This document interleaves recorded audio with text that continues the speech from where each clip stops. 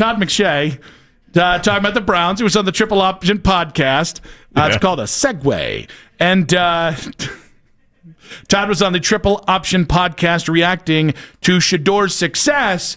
And even after the game on Sunday, he's not sold. Shedeur's future is in Cleveland. I don't think it's in Cleveland. And I say that because I'm not convinced that the coaching staff wanted to draft him. And you could kind of see that they blocked with everything they had him playing or even feeling like he was a player that they were developing. I never got that sense that they were putting the effort in this season with Shedeur even as a backup to get him prepared for the moment that arose with the injury to Dylan Gabriel. Now, obviously he played really well in the first start. The second start, he gets nicked up. And so we'll see how that goes the rest of the season. But honestly, my guess is depending on what, is it the same general manager, Andrew Berry? Is it the same head coach, Kevin Stefanski, next year? If it is, I think that he's playing now to get the attention of the other 31 organizations to try to get an opportunity, whether that's it would most likely have to be in a trade, or else he's going to have to ride out the remaining 3 years in his rookie deal.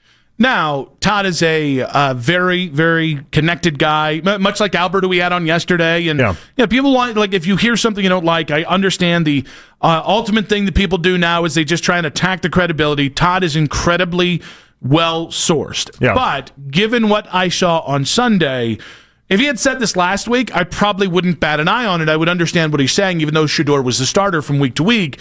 There's something about this that feels like a hot take 3 days after the best start of Shedeur's NFL career. And by the way, the best start of any Browns quarterback since late 2023. The hot take is that once Shedeur has this great game, now all of a sudden it's to showcase for 31 other teams? Yeah. That's the hot take. The hot take is, we finally got something nice, and now all of a sudden we have to think about getting rid of it? Like, the saving point of that clip for me is the idea that Shedeur, and he references this, the idea you have 3 more years under contract. You don't have to do anything with Shedeur. All the conversations about trading him, all these conversations about auditioning for 31 other teams, hogwash. If you like Shedeur, you hang on to Shedeur, and then you go ahead and you go from there. You don't have to do anything at this point. Yeah, I think it's really funny that the people who just, and this is not Todd, this is kind of an aside point that I want to make.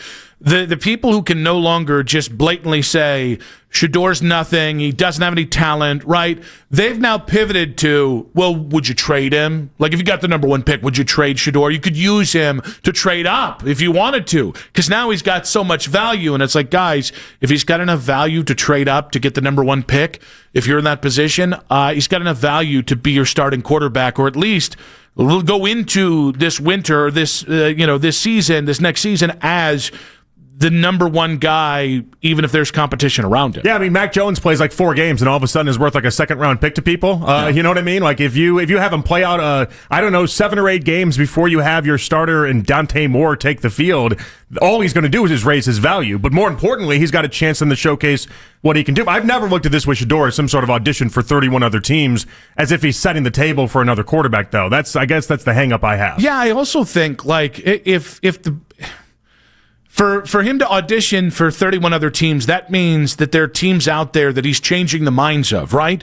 Because all 32 teams passed on him at least 3 or 4 times in the NFL draft. In a lot of ways, that is what Sunday was. Well, but like, if he can do that with the other 31 NFL teams, are you telling me he couldn't do that with a coaching staff that is here or with the organization that's here? The team that drafted him? For sure. There is a little, that's a little counter-logical to me. Yeah, I think a lot of this is baked into the idea that McShay thinks Stefanski just doesn't like Shedeur. Mm-hmm. And I think there are a lot of Shedeur people that would co-sign that take and thinking that maybe based off the evidence that we have, maybe that wasn't the horse that Stefanski wanted to have win this whole entire race. I think that's definitely fair, and I think that's probably the most fair thing. What I would say is, if you said right now, who's most likely to be in their current spot on week 1 of next season, Shedeur or Kevin Stefanski, it's process of elimination. I think it'd be Shedeur. Again, I think Shedeur still has the next 4 games. He's got to earn it. Yeah. I'm not just giving it to him because of 1 good game or 3 nice starts, whatever you think we've seen from him. To me, it is, I think Kevin Stefanski is like 1 foot away from getting shoved in front of the bus of the failure of the last 6 years. So I wouldn't base my opinion on where Shedeur's going to play next year based on Kevin Stefanski, because I think it's less likely he's here in any capacity in a year. I think I but pretty much guarantee Shedeur's going to be here next year. Is McShay trying to avoid like a Sam Darnold, Vikings, Kevin O'Connell, J.J. McCarthy situation? Is that what he's really trying to get after? Because I would tell you this. Who's J.J. McCarthy? Is it Dylan Gabriel? Well, no.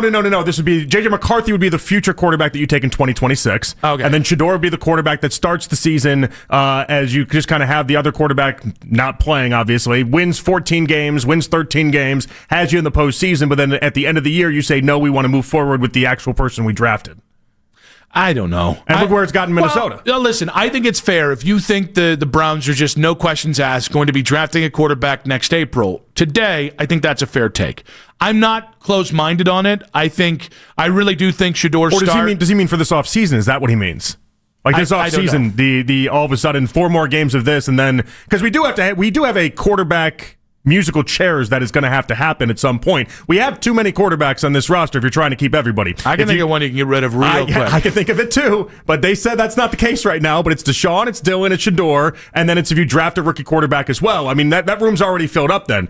We talked at length about how you don't have enough opportunities for even the backup quarterback to be getting snaps. What are you doing with that 4 quarterback race? The same thing he did last year, botching it tremendously. And I think that's maybe what McShay is trying to get at, or at least harp on, is that if the quarterback room ends up being full and there's value with one of these quarterbacks, i.e. Shedeur, then you just take what you can get. And I would tell you, I think that's just a miss. I think that's the wrong idea. If Shedeur is good enough in the final 4 games if Shedeur starts the final 4 games and it's just some balance of what he was the first 3 games, the Browns trading him would be the dumbest thing, even if it's an ultimatum from Kevin Stefanski, which would be even weirder that wouldn't have won Kevin over to some degree. I just don't know what any team would be offering up that you'd be like, oh, that's definitely worth the insurance that we would have. Especially 4th rounder? You want a 4th rounder? Right. Like the 4th rounder going to be great when we've watched how many Browns seasons end up with injury and end up with a second quarterback being involved. Like the insurance that it would be. And listen, I think Shedeur is going to end up starting next year if he continues down the path he did last week for the next 4 games. But if at the end of this, the conclusion is next year he's got to be the backup behind Dante Moore or something like that, then okay, fine. Dante Moore gets injured. Dante Moore flat out sucks. Like, you need to have something else there. And for 3 years, you want to make sure you have that at a cheap, cost-controlled measure. I also just thinking about what was and trying to broadcast it going forward. Like, I don't think it's even a conversation. Kevin Stefanski didn't want Shedeur here. But having worked together for a year, and I think if he gets enough good performances, I don't know that maybe he'll ever be a Shedeur guy, so to speak, but do I think he'll warm to the idea that, hey, I've got a quarterback with competent quarterback play, maybe I'd like to keep that guy around? Yeah, I think there's a part of this where it's like a fixed take, where Stefanski and Barry somehow both decided a year ago this kid isn't it, and then no matter what happens this year that he can't change minds internally. I mean, I think the next 4 games are Shedeur auditioning for Kevin on some level, and I also think it's Kevin auditioning for Shedeur. Like, can you guys build the bridge to where all of a sudden you're not what each other thought he was in the pre-draft process? I mean, ultimately, you're going to like the people that make you look the best. And the idea that Shedeur is hitting some of these, for how many years have we been told Stefanski's got open receivers, it's just these quarterbacks aren't able to find them. Well, look at what Shedeur is able to do. He's able to find these guys. And I think who wouldn't love that? You know what I keep thinking about? I keep thinking about the idea that, on the game this last Sunday, he was pressured on 64% of his passes. That was the most by any quarterback in the NFL this year. He got sacked twice. The big problem everyone had is he'd take too many sacks. Then that record actually got broke in the Chargers game on Monday. Justin Herbert got pressured on 68% of his plays. Did you look at Justin Herbert's box score? He got sacked 7 times. He threw for 120 yards, and one of those was a 60-yard screen pass. Okay, and I'm not saying that all of a sudden that means Shedeur Sanders is Justin Herbert. What I am saying is that you had Joel Bitonio as the only starter from week 1 and 4 backups, and he was able to make that look awesome, and he was able to cover that up, and he was able to make it seem like, oh, offensive line had a good day. No, they didn't. Mm-hmm. No, they didn't. He had them looking like they had a good day, and I think when you start doing things like that and being that human makeup, that human concealer, how could a guy like Stefanski not end up loving him? Well, and I actually think that's the catch-22 that's going to come out of this. Is I think if you're the Browns, you're not saying, hey, can Shedeur work with Stefanski? I think it is, can Stefanski work with Shedeur? Meaning, like, if Shedeur keeps playing the way he did on Sunday, or again, let's say 20% less, but he is an acceptable starter. At the end of the season, you are going to have to ask yourself, well, if we're going forward with this guy as the starter, or as the lead guy in the room, and then we'll kind of let another, he'll battle with somebody for the job, whatever it is, you do have to ask yourself, is Kevin Stefanski the right coach for him? And that, I think, is a question that will come up if Shedeur continues to play at a significant level. Of course it will, and that's where I think if this all is predicated on Shedeur over the next 4 games looking awesome, but that is the type of question then that Haslam, does that happen behind closed doors? To be honest with me. Just how much is Kevin actually helping you here? How badly do you need him? Do you feel like your development is tied to Stefanski or not? Because if you asked him right now, I don't think Shedeur would say yes to that answer. No, I don't think it's as direct as that. I think it is at the end of the season, you're having a conversation with Andrew Berry, whoever's actually going to be here making decisions, and I do think Andrew's going to be here whether you or I want it or not. And I think you go, all right, do we trust Kevin to build the offense that is perfectly suited to Shedeur? And I think, given what Kevin did with Deshaun, and I think doing what Kevin did with Baker, and what Kevin has done with his other starting quarterbacks, I think that's one of the things you can doubt with him. I think the idea that even though I think there's a lot of overlap in what Shedeur can do and what Kevin likes to do, I do think, all right, I think Kevin can build his offense and then fit Shedeur into it. That's not what should be happening going forward. If Shedeur plays really good football down the stretch, if he's the starter, you need to build that sucker all the way into him, and that's the thing I don't think I've seen Kevin Stefanski do for 6 years. No, but again, if he does look good over the next 4 weeks, let's say, then obviously he will have found something that clicked, and he would have found something that is able to at least be a starting point with that conversation. No. I really need a head coach here that can perfectly curtail an offense around Shedeur and give him more opportunities to do the off-schedule stuff. No one's denying that, but I do think there's a couple instances I saw in this last week's game where I thought he did actually set up Shedeur in ways that he didn't the previous 2 weeks that I thought helped, in particular, sticking him under center more and really playing to his strengths there. And it was one of those things that it was a subtle shift, but it was very different from week 2 to week 3. And so, I think he is making some adjustments. I think Shedeur's doing this in spite of Stefanski, though, so you're knocking down the wrong door if you think I'm going to turn around and be like, Stefanski deserves credit in this instance. 216-474-0092. Todd McShay said the darndest thing, that Shedeur's future isn't in Cleveland. And, I'll be honest with you, it's hard for me to, try and come around to find the point that Todd is making, because it just feels so alien from the conversations we've had, the greater conversations on this station, which are not part of the what I would say bat bleep crazy conversation around Shedeur and the Browns in general. I think everybody's kind of been putting in between certain goalpost of a very respectable conversation about Shedeur, Stefanski, and the Browns. I think Todd's outside that. I think Todd is to me, this is are you privy to all the information here? Have you been grinding too much tape on all the different tackles of this class? And I'm not. It might be part of the discussion. I don't know. I really am not trying to dog Todd. He is great at what he does, and I listened to the YouTube video, and there was a part in there where Urban Meyer was like, "So how much tape are you grinding this time of the year?" And Todd's like, "Well, it's about 20 hours a week right now, and then part-time job." And you could see Urban's face look like, "That's it, you schmuck." And then you could tell McShay's like, "Oh no, that wasn't a good enough answer." Like, well, in January is when we really get the work going, though. Yeah. That's when we break it down positions. We really get the work going, and that's when those numbers get amplified. And I was like, "Oh no," Urban was so upset with that answer. I think the other way you say 20 hours is a day for Urban. Herbs. There's 24 in a day. He does it 20 hours of the day. Herbs, full disclosure, only 20 hours a week, but I'm using the other 20 hours a week to go at local bars. I think he wanted him to do the remember the all proctology exams. I think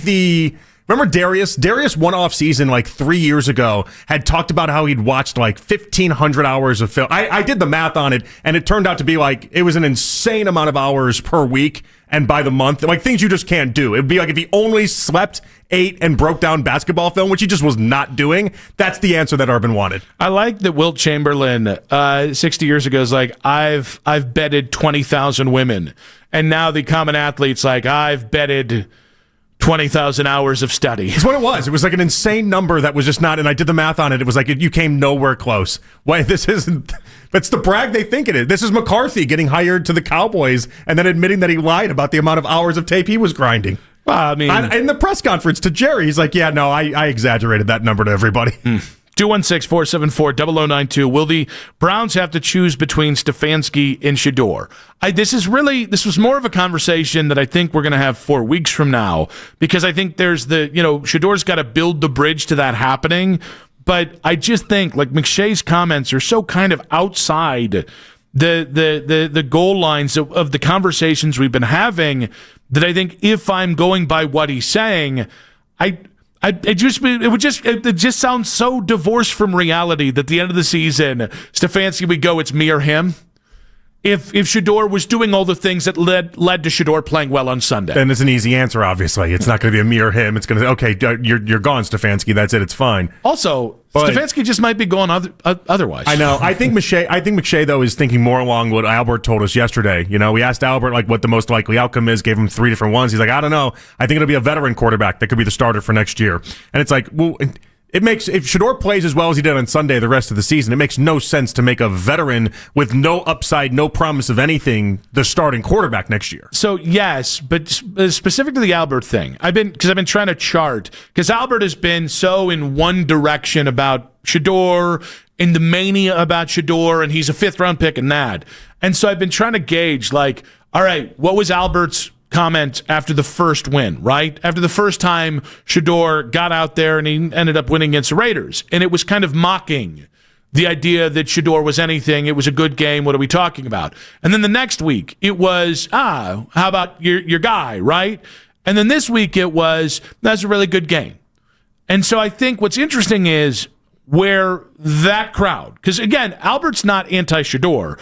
Albert's just talking to people who are telling him, hey, this is what we think of the kid. You mean how right? fast it can change is what you're getting at. Yeah, I do. And I think it changes very quick. I think guys like Albert are the perfect thing to pay attention to, because inevitably that's going to be the indicator of how people around the NFL really feel about Shedeur's success, even if they're still off their damn rocker. Well, so I think me and you take a lot of pride in the idea that we don't flip-flop often, and we're not like a lot of other shows that are constantly going as the wind goes. But the reality is that most people do end up going as the wind goes, and the NFL and NFL executives aren't immune to that either. They do also go. Think about how easy it's been. For one week, Kurt Warner... Well, yesterday, I watched a whole film breakdown of him with Shedeur Sanders. It was great on Siciliano's podcast, but he ended it talking about how Shedeur is now a franchise quarterback. And he was going through all the traits, and he was doing all this and that. And it's like, I don't remember where Kurt Warner was before that, but I think I would have had him on the show, or at least authored up some sort of, we would have given him some time to go ahead and, 3 months ago, make that bold claim. Like, this happens quick for a lot of people, and they can be impressed very easily.